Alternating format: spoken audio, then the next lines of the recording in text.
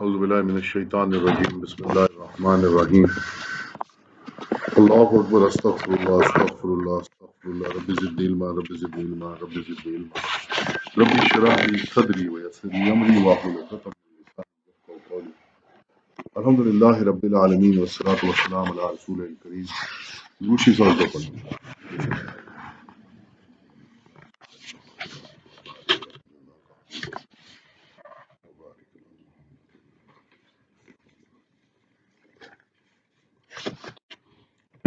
رمضان کی مناسبت سے آج جو ہے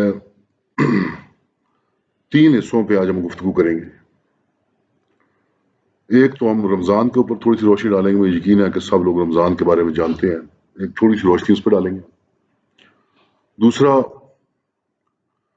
کوئی عمل بہت سارے تجربوں سے میرے سامنے آیا ہے، میں چاہتا ہوں کہ وہ آپ لوگوں کے پیش خدمت کروں۔ اس کے اندر خاص طور پہ بچوں کی شادی کے معاملات جو ہیں اس کے لیے ایک عمل جو ہے تجربہ کیا اور پھر بارہا لوگوں نے تجربہ کیا، اور وہ بڑی قیمتی ایک چیز جو ہے وہ ہمارے سامنے ہے۔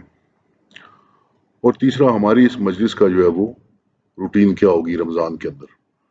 تو یہ تین آج کے جو ہے جی موضوعات ہیں۔ اعوذ باللہ من الشیطان الرجیم بسم اللہ الرحمن الرحیم۔ سب سے پہلے تو ہم بات کریں گے رمضان کی۔ آپ جانتے ہیں کہ قرآن میں اللہ تبارک تعالیٰ نے سورہ بقرہ کے اندر واضح حکم کیا کہ آپ پہ روزے جو ہے وہ فرض کیے گئے ہیں، آپ پہ لکھ دیے گئے، جیسے کہ سابقہ امتوں پہ فرض کیے گئے تھے۔ یہ بڑا ایک اہم نقطہ اس کے اندر ہے، سابقہ امتوں پہ جنس کے حوالے سے۔ یہ نہیں ہے کہ ہمارا روزہ ویسا ہی ہے جیسا سابقہ امتوں نے کہا تھا یا انہوں نے بنا لیا ہے، جنس رمضان کی بات ہو رہی ہے۔ تو ایک تو یہ کہ جس طرح سابقہ امتیں روزے رکھتی تھیں اس طرح روزے تم پہ بھی فرض کر دیے گئے ہیں۔ ان کا انداز کیا تھا اور تمہارا انداز کیا ہے، وہ اللہ تبارک تعالیٰ نے اس کو واضح کر دیا۔ بالخصوص آپ جانتے ہیں اور ایک حدیث بھی موجود ہے، سابقہ امتیں جو ہیں وہ افطاری نہیں کرتی تھی یا سحری نہیں کرتی تھی، 24 گھنٹے کا روزہ اس کو وہ چلاتے تھے اس روزے کو۔ اسی لیے آپ جانتے ہیں کہ نبی پاک صلی اللہ علیہ وسلم نے سحری کے اوپر بہت زیادہ زور دیا کہ لازمی سحری کی جائے، اس کی نبی صلی اللہ علیہ وسلم ثواب بتائے، اور دوسرا یہ اس کی ہماری مشابہت نہیں رہتی سابقہ امتوں کے ساتھ، تو سحری ہمارے لیے بہت لازمی ہے۔ پھر ہم جانتے ہیں کہ اللہ تعالیٰ نے فرمایا کہ قرآن جو نازل ہوا وہ اس مہینے میں نازل ہوا، وحی کا آغاز اس مہینے میں ہوا، لوح محفوظ سے عرض سماوی تک اس مہینے میں آیا، پھر آہستہ آہستہ 23 سال میں نبی پاک صلی اللہ علیہ وسلم کی ذات پہ اترا۔ پھر تجربہ یہ بتاتا ہے کہ یہ قرآن کا مہینہ کہا گیا کہ اس کے اندر جس طرح قرآن کھلتا ہے یا قرآن کی سمجھ جتنی آتی ہے وہ شاید اور کسی بھی مہینے میں نہیں آتی۔ تو چھوٹی صورتوں کے حفظ کے لیے اور قرآن کے بہت زیادہ اہتمام کے لیے یہ مہینہ بڑا لازم ہے۔ پھر قرآن کی اللہ تعالیٰ نے فرمایا کہ اس میں قرآن اترا جو کہ ایک بہت واضح ہے اور فرق بیان کر دینے والا ہے۔ جو سابقہ امتوں نے اپنے مذہب کے اندر جھوٹی سچی چیزیں ڈالی ہوئی ہیں ان کا فرق بیان کر دیتا ہے، ان کی کسوٹی ہے یہ قرآن۔ اور پھر ہم جانتے ہیں کہ رمضان کا آخری عشرہ اور پھر فطرانہ وہ لازم، اور اس کے بعد پھر عید الفطر۔ یہ تو موٹی موٹی شکل جو ہے وہ رمضان کی ہے۔ کچھ احادیث میں آپ کے سامنے رکھتا ہوں۔ نبی پاک صلی اللہ علیہ وسلم نے فرمایا کہ تمہارے نیک عملوں کے کئی گنا اجر ملتے ہیں، 10 سے لے کے 700 تک، سوائے روزے کے۔ اللہ تعالیٰ روزے کے بارے میں یہ فرماتا ہے کہ یہ روزہ میرے لیے اور اس کا اجر میں دوں گا، کہ شخص نے اپنی خواہشات اور اپنا کھانا پینا میرے لیے چھوڑا۔ پھر فرمایا کہ روزہ دار کے لیے 2 خوشخبریاں ہیں، 2 خوشیاں ہیں، ایک تو جب وہ روزہ افطار کرتا ہے اور دوسرا جب اپنے اللہ سے ملاقات کرے گا۔ اور پھر روزدار کے منہ کے بارے میں فرمایا کہ اللہ تعالیٰ کو روزدار کے منہ کی بو جو ہے وہ مشک کی خوشبو سے زیادہ بہتر اچھی لگتی ہے۔ پھر جنت کے اندر ایک دروازہ ہے جس میں سے خالی روزے دار داخل ہوں گے، ریان نام کا، ریان دروازے کا نام ہے۔ پھر فرمایا کہ روزہ ڈھال ہے جو آپ کو دوزخ کی آگ سے بچاتا ہے۔ مسند احمد کی ایک حدیث میں آتا ہے کہ قیامت میں روزے کو شفاعت کا اختیار دیا جائے گا، کہ وہ کہے گا کہ اللہ تعالیٰ میں نے اس کو کھانے پینے سے روکا تو اس کے حق میں میری سفارش قبول فرمائے۔ نبی پاک صلی اللہ علیہ وسلم نے فرمایا کہ جو رمضان کا مہینہ ایمان کی حالت میں اور انعام کی امید کے ساتھ گزارے، محنت کرے اس روزے میں، تو اس کے سابقہ گناہ معاف کر دیے جاتے ہیں۔ پھر فرمایا کہ رمضان میں آگ سے نجات کی گھڑیاں اور دعا کی قبولیت کی گھڑیاں ہیں۔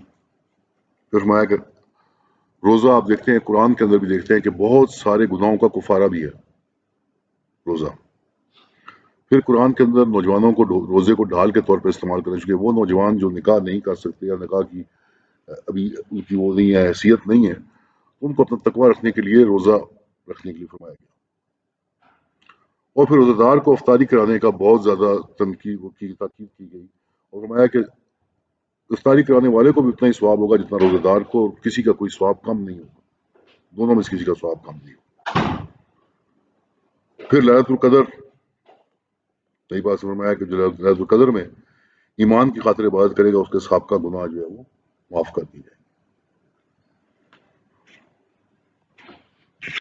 روزے کی ڈیولپمنٹ اسلام میں مختلف طریقوں سے ہوئی، اس کے اوپر بہت ساری ہسٹوریکل بحث ہے، بہت ساری، کہ پہلے مسلمانوں میں 3 روزے فرض تھے، ایام بیز 13، 14، 15 چاند کی۔ پھر محرم کے روزے کے بارے میں بحث ہے کہ کیا وہ نفلی تھا یا وہ بھی فرض ہو گیا تو اس کی حیثیت کیا تھی۔ اور پھر اس کے بعد یہ روزے جو ہم پہ فرض ہوئے 1 مہینے کے، اور ان کی فرضیت کی وجہ اللہ تعالیٰ نے بڑی سمپل سی بتا دی۔ آپ کو قرآن میں اگر آپ دیکھیں گے تو جہاں پہ ان کو پلیس کیا گیا تو آیت البر جو ہم نے بڑی تفصیل سے کی تھی، تو آیت البر کے آگے پھر انفرادی برانچز کو اللہ تعالیٰ نے علیحدہ ایکسپلین کیا کہ کس طرح تمہیں تقویٰ بہتر کرنا ہے۔ تو روزے کو اللہ تعالیٰ نے فرمایا تاکہ تمہارا تقویٰ بہتر ہو، تاکہ تم متقی بن جاؤ۔ تو بنیادی مقصد روزے کا تو یہ ہے کہ آپ متقی بن جائیں، آپ تقویٰ اختیار کریں، آپ اللہ سے بچاؤ کا راستہ اختیار کریں، آپ اللہ کی ناراضگی سے بچیں، اللہ کا احساس ہر وقت اپنے دل میں لے کے آئیں۔ پہلی بات۔ اللہ تعالیٰ نے قرآن کے اندر لفظ بڑا خوبصورت استعمال کیا، صوم یا سیام۔ اس پہ ہم پہلے بات کر چکے ہیں کہ بہت ساری ٹرمینالوجیز یا بہت ساری چیزیں جو کہ اسلام سے پہلے رائج تھیں، لیکن اسلام ان کو اپنے اندر سمو لیا، اپنے اندر لے گیا، تو وہ ہماری مذہبی ٹرمینالوجیز بن گئی۔ اب جو بھی کوئی صوم کا ذکر کرتا تھا ہم کہتے ہیں جی روزہ، سیام، روزہ، لیکن عربی میں پہلے بھی یہ صوم لفظ استعمال ہوتا تھا، صلاۃ بھی استعمال ہوتا تھا، حج بھی استعمال ہوتا تھا، لیکن اب یہ سارے شریعت کی ٹرمینالوجیز بن گئی۔ صوم کیا تھا؟ صوم کے معنی تھے گھوڑے کو لڑائی کے لیے، جنگ کے لیے تیار کرنا۔ یہ بات بڑی غور طلب ہے۔ جب صوم کہتے تھے، صوم کا مطلب یہ ہوتا کہ گھوڑے کو لڑائی کے لیے تیار کیا جائے۔ وہ تیار کرنا کیا معنی رکھتا تھا؟ عرب کا ماحول آپ جانتے ہیں، وہاں پہ صحرا ہے، گرمی ہے، اونٹ جو ہے وہ سب سے زیادہ آئیڈیل جانور ہے اس صحرا اور گرمی کے اندر، لیکن وہ لڑائی میں فائدہ مند نہیں ہے اپنی سپیڈ کی وجہ سے، اپنے مینووریبلٹی جس کو آپ کہتے ہیں کہ اس کو کنٹرول جس طرح ہوتا ہے اس طرح۔ تو جب عرب لڑائی کی تیاری کرتے تھے تو پہلے گھوڑے کو تیار کرتے تھے، اس کو پیاس کی، بھوک کی عادت ڈالتے تھے، تو اسے کہتے تھے صوم یا سیام، گھوڑے کو لڑائی کے لیے تیار کرنا۔ تو جیسے ہی آیت آئی کتب علیکم الصیام، تو عرب جو آڈینس تھی اس کے ذہن میں کیا آیا؟ یہ تو گھوڑے کو تیار کرتے تھے لڑائی کے لیے، جب کہا کتب علیکم، تم پہ فرض کیے گئے ہیں روزے، تو گویا کہ ہم غلام ہیں، ہم جانور ہیں، اور ہمیں تیار کیا جا رہا ہے کسی لڑائی کے لیے، اور کون تیار کر رہا ہے؟ اللہ تبارک و تعالیٰ تیار۔ تو پہلا نقشہ جو انسان کے ذہن میں آیا یا عرب کے ذہن میں آیا وہ یہ ہے کہ اللہ تبارک و تعالیٰ کے ہم غلام ہیں، ہم اسی طرح ملکیت ہے جس طرح گھوڑے ہماری ملکیت تھے، اور ہمیں تیار کیا جا رہا ہے لڑائی کے لیے۔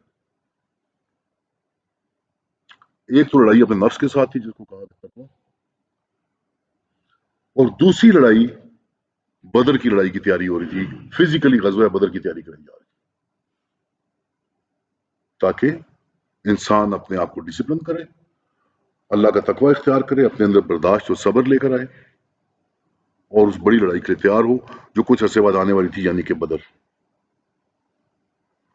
یہ ہے قرآن و حدیث کی روشنی میں روزے کی حیثیت اور کیفیت۔ جو مطلوب ہے وہ یہ کہ تقوی اور طہارت، کہ آپ اپنی گندگیوں سے جان چھڑا سکیں۔ آپ جانتے ہیں روایات میں آتا ہے کہ شیطانوں کو باندھ دیا جاتا ہے، جہنم کے دروازے بند کر دیے جاتے ہیں، یعنی کہ تمام آسانیاں آپ کے لیے کر دی جاتی ہیں۔ اب جو برائی آپ کرتے ہیں وہ اپنے نفس سے کرتے ہیں، اب آپ کو کوئی گائیڈ نہیں کر رہا، آپ کو کوئی شرارت آپ سب نہیں کر رہا، اب آپ کا نفس جو کرے گا وہ برائی ہوگی۔ اس برائی کے ذمہ دار خالصتاً آپ خود ہوں گے، اب شیطان کی سرگوشیاں نہیں ہیں، اب آپ کا اپنا نفس ہے اگر آپ سے برائی کرائے گا تو، ورنہ ماحول جو ہے وہ نیکی کے لیے بالکل تیار۔ کرنا کیا چاہیے؟ ایک تو ہمیں نبی پاک صلی اللہ علیہ وسلم کی حدیثوں میں ثابت ہے کہ نبی پاک صلی اللہ علیہ وسلم بڑی شدت سے رمضان کے آنے کا انتظار فرماتے تھے، دعائیں کرتے تھے کہ اللہ میرے رمضان دے دے۔ پھر فرمایا کہ جس نے رمضان کا مہینہ پا لیا اور اس نے دوزخ سے نجات حاصل نہ کی، وہ بڑا بدقسمت ہے کہ رمضان مل گیا اور دوزخ سے جان نہ چھڑائی۔ پھر اس کے بعد حدیث میں آتا ہے کہ نبی پاک صلی اللہ علیہ وسلم ویسے ہی بہت سخی تھے۔ جبریل امین آتے تھے رمضان کے مہینے میں، دور قرآن کرایا کرتے تھے، جتنا قرآن ہو چکا ہوتا اس کا دور کراتے تھے ان کو۔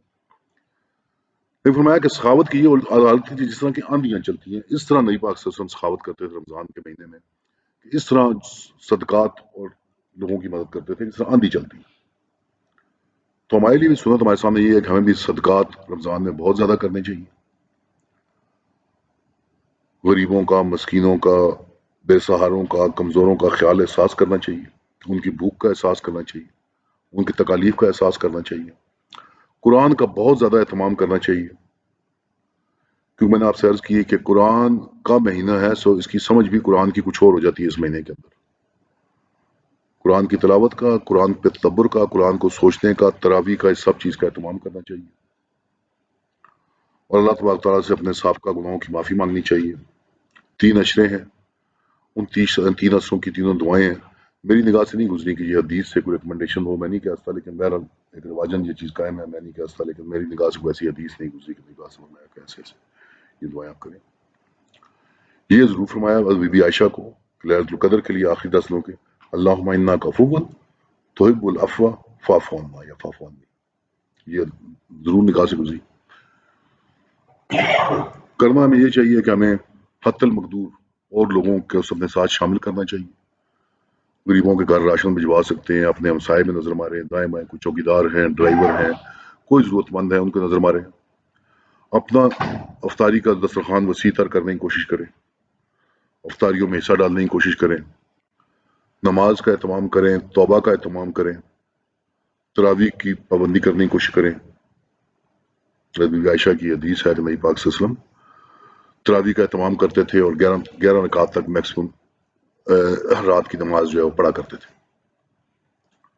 ان بحثوں میں نہ پڑھیں کہ 8 جائز ہیں یا 20 جائز ہیں یا جو بھی ہیں، ان بحثوں میں نہ پڑھیں، اپنی حیثیت کے مطابق جو محنت آپ کر سکتے ہیں وہ محنت کریں، قرآن ختم کرنے کی کوشش کریں۔ یہ تو ہے جی رمضان کی موٹی موٹی باتیں۔ جس چیز سے اللہ تعالیٰ منع کیا ہے، رمضان کی روزے کی جو چیز ممانعت ہے اس سے احتیاط کریں، گھر والوں کے ساتھ ان کی تربیت کا حصہ بنیں، قرآن کو جگہ جگہ کھولیں، گھروں میں، مدرسوں میں، دفتروں میں، اور قرآن کے ساتھ جڑیں، اور غصے کی کیفیت سے، لوگوں کو نقصان پہنچانے کی کیفیت سے، ان کیفیتوں سے بچیں جن کو اللہ تعالیٰ جن چیزوں سے راضی ہو وہ چیزیں وہ کرنے کی کوشش کریں، دعائیں بہت زیادہ کریں۔ اس کے بعد ہماری روٹین کیا ہوگی؟ ہماری روٹین انشاءاللہ پچھلی دفعہ ہم کچھ باتوں میں لوگوں کی آگے تھے اور ہم نے بڑا قیمتی وقت اپنی زندگی کا ضائع کیا۔ زندگی موت رب العزت کے ہاتھ میں ہے اور اس پہ میرا یقین بہت ہی کامل ہے، اور میں یہ بھی جانتا ہوں کہ میرے رب نے جو عبادتیں ہمارے لیے لازم کی ہیں وہ قیامت تک لازم ہے، مجھے اس بات پہ کوئی شبہ کسی قسم کا نہیں۔ ہماری روٹین یہاں کی قرآن کمپلیکس کی انشاءاللہ ویسے ہی ہوگی جیسے ہر رمضان میں ہوتی ہے۔ پہلی رمضان کو انشاءاللہ 9 بجے ہم طے کر لیں گے کہ ہمارا تراویح کا ٹائم کیا ہوگا، یہاں باقاعدہ تراویح ہوگی، اور اس کے بعد آخری عشرے کے اندر قیام اللیل اور جو آپ کی طاق راتیں ہیں ان کی عبادت کا اہتمام ہوگا. جمعے کی ہماری روٹین جو ہے عصر سے مغرب انشاءاللہ. عصر پہ ہم اکٹھے ہوا کریں گے، مغرب کے وقت تک جو ہے وہ ہم دعا کر کے افطاری کر کے اپنے قرآن کا جو روٹین جو قرآن کے ہمارے دورہ قرآن جو ہے دورہ قرآن عصر سے مغرب ہوں گے. تراویح روز ہوگی انشاءاللہ، پہلے رمضان سے شروع ہو جائے گی، اور کوشش کریں گے اپنے سابقہ طریقوں کے مطابق کوشش کریں گے کہ 2 قرآن انشاءاللہ ہم اس میں ختم کر لیں گے تقریباً 22 روزے تک. اس کے بعد پھر آخری جو عشرہ ہے اس کے اندر آپ جانتے ہیں کہ جو طاق راتیں ہیں ان کے اندر ہمارا جو قیام اللیل کا اہتمام ہوتا ہے یا مختلف قرآن حضرات جن سے ہم مدد لیتے ہیں، اور پھر صبح سحری تک جو معاملہ ہمارا اس سارے کا اللہ تعالیٰ ہمیں توفیق ہے. تیسری چیز جو بہت اہم اتفاق سے میرے سامنے آئی اور میں چاہ رہا تھا کہ سب کے سامنے رکھی جائے، اس کو اپنے چینل پہ بھی لے کے آئیں اور جتنے بھی ہمارے دوست احباب ہیں، یہ ایک تجربہ ہے کسی کا. مجھے کوئی حدیث سے اس کے اندر کوئی چیز گائیڈنس نہیں ملی. کچھ دوست احباب، کچھ خواتین، ان کا کوئی تجربہ تھا، انہوں نے شیئر کیا اور ہم نے آگے اس کو پھیلایا اور بڑے عجیب و غریب ریزلٹس اس کے آئے. وہ یہ ہیں جن گھروں میں بچوں اور بچیوں کے رشتوں کے مسئلے ہیں، جن گھروں میں بچوں اور بچیوں کے رشتوں کے مسئلے ہیں، وہ یہ تجربہ کر کے دیکھیں. میں نے آپ سے پہلے عرض کیا کہ یہ کسی حدیث سے مجھے نظر نہیں آیا، کسی عالم کی اپنی کوئی کوشش ہوگی، لیکن ریزلٹس اس کے جو ہم نے دیکھے ہیں وہ بہت ہی ڈرامائی اور معجزاتی ہیں. جس گھر میں بھی کسی بچے یا بچی کے رشتے کا مسئلہ ہے، اس کی ماں یا باپ اہتمام کریں روزانہ 3 دفعہ سورہ رحمان پڑھنے کی اکٹھی. ایک دفعہ پڑھی، پھر دوسرا پڑھی، پھر تیسرا پڑھی.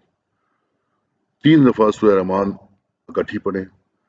جتنے لوگوں کو ہم نے بتایا، جن لوگوں کو ہم نے تجربہ ہوا، جن کو میں خود بھی مانیٹر کر رہا تھا، کوئی ایک بھی ایسا نہیں ہے کہ جس کا رشتہ ہفتے کے اندر نہ آیا اور ہفتے کے اندر کوئی کمپیٹیبل رشتہ نہ آیا.